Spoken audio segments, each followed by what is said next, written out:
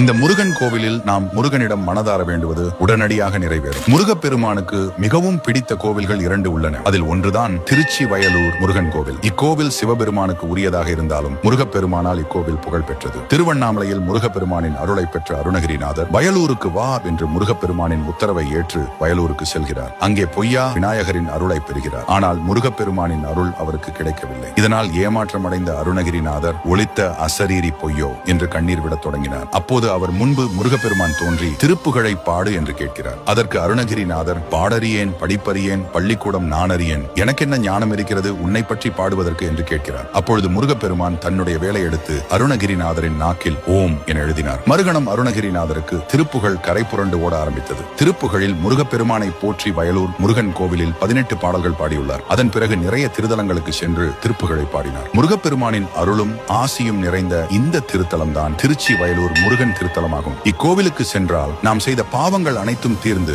நம் வேண்டுதலை முருகப்பெருமான் உடனே நிறைவேற்றுவார் என்று சொல்லப்படுகிறது. அத்தகைய சிறப்பு வாய்ந்த கோவிலுக்கு நீங்களும் ஒரு முறை சென்று முருகப்பெருமானின் அருளை பெறுங்கள்.